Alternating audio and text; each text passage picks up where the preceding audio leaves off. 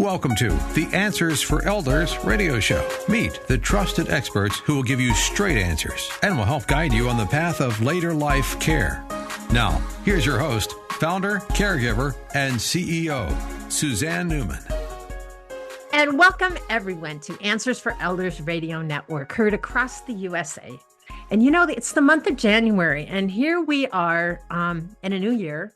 There's a lot of things that are changing. And so the month of January, we've been talking on the show this month about all of the different things that you need to take care of. It's called Back to Basics. And we have been covering many different areas. And this week, I am so honored to have a dear friend of mine and someone that I probably trust more than anyone else sometimes in the world of estate planning. And it is Mr. Stephen Waltar from Bellevue, Washington. And a little bit about Steve before we start. Steve, first of all, welcome to Answers for Elders. We're really glad you're with us.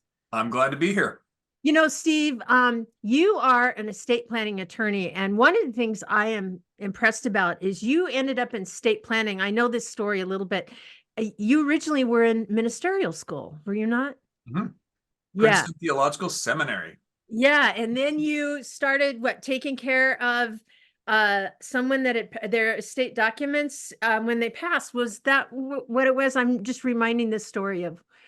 Well, I went to law school after seminary and did various areas of law, but then I was starting to dabble in wills and trusts and probate, and my mother-in-law died.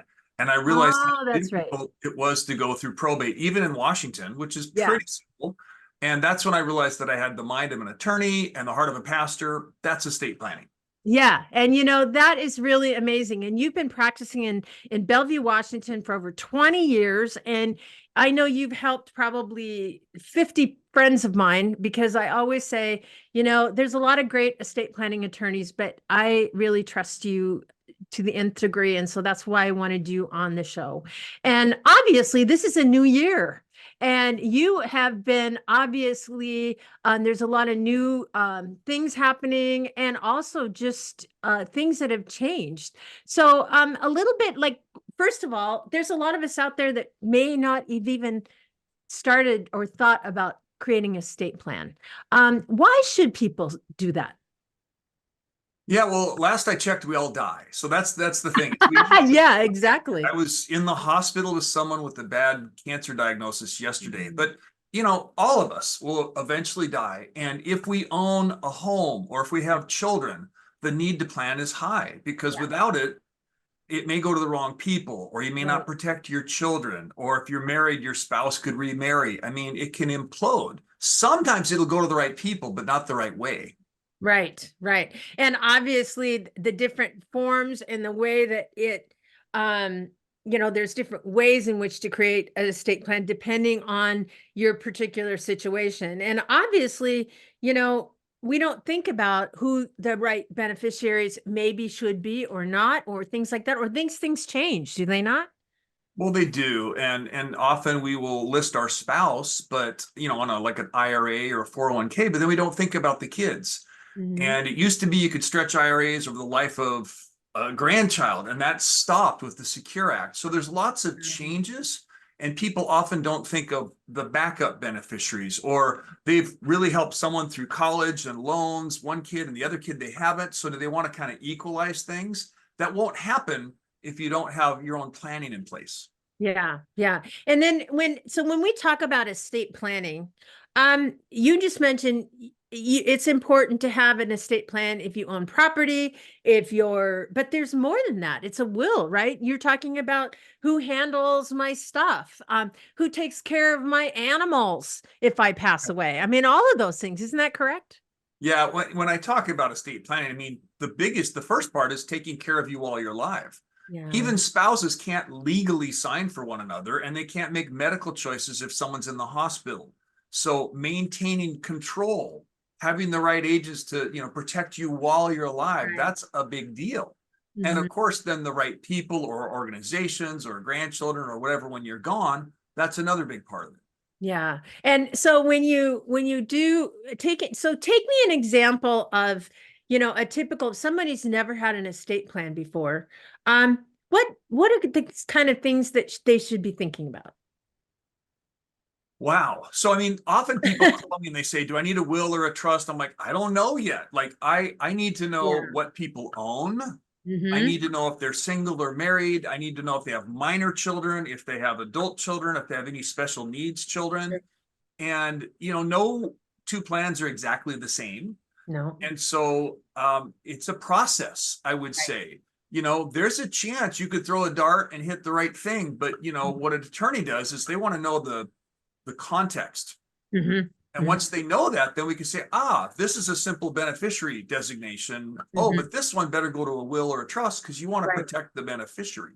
Right, right. And I'm assuming there's a lot of people may have an estate plan that they created a while ago and they think everything's fine. I'm sure that laws change as well, do they not? Actually, that's my week. New Year's is a time that people think, I'm I going to do a bet. will, I'm going to review it. There's been substantial changes. I had someone in this week, they did wills 25 years ago. They were naming guardians for their children. They have grandchildren now. So the laws are bad. The estates are different. Sometimes an estate was $1 million and now it's 3 million. Well, then you have to have estate tax protection, at least in our state of Washington. Oh, wow. And so let's say, for example, someone has created their estate plan, quote unquote, for 5 years ago. How often should someone review those kind of documents?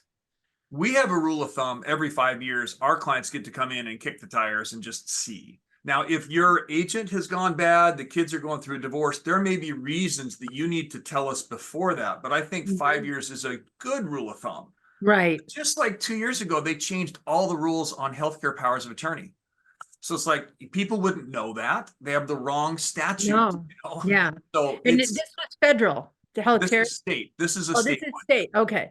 So obviously with different rules in different states, there's two, but there's also federal laws that change as well. Is that not true? Yeah, the federal laws, I mean, for the wealthy clients, it's the federal estate tax exemption, which is really high, but it's going to cut in half in like 2 years. But the HIPAA rules was nationwide, and that blew up thousands, if not millions of estate plans.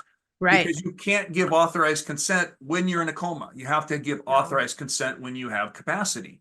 Right, right. And obviously, to think about these scenarios is worth a conversation. And having that kind of conversation with someone like you that deals with that every day, you may want to have your financial power of attorney. Maybe your spouse is incapacitated in some way.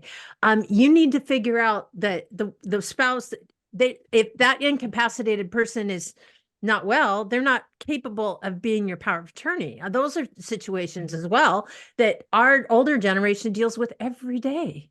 Yeah, that's happened to me this week where one spouse is doing very well and would not want her like husband. He's got some dementia. And so she would not want him to be the first healthcare power or financial or trustee. No. And obviously when he wants to protect her and the family. Yeah. And obviously having those conversations is best had, I'm sure, in a conversation with someone like you, that can answer those questions, We can ask the difficult questions and we have client privilege. So yeah, whether you involve the children's kind of up to the family, but it's really nice to have an attorney that's comfortable to ask about what do you want upon death? Well, and it's about your kids and how they'll spend the money. Yeah, exactly. And obviously dealing with the whole navigating healthcare, navigating all the different options, and an older person, that may be more frail, or they don't have the internet access or the ability to gather information in a good way, they may not be the best choice at that particular time. Right. And going way back, sometimes people think I need a will, which they probably do, but that could be the least important document. It might be their healthcare power of attorney. Yes. That might be the most critical document that's not even working properly. Yeah.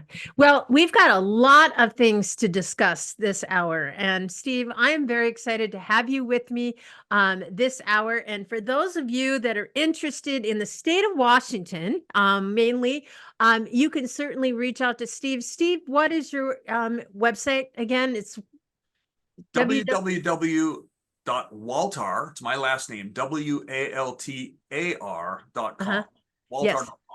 That's it. And you are in Bellevue, very easy to park, easy to get to. And Steve and we're going to talk this hour a little bit about different aspects of estate planning. And in the meantime, Steve, it's great to have you back. And we're going to be right back right after this.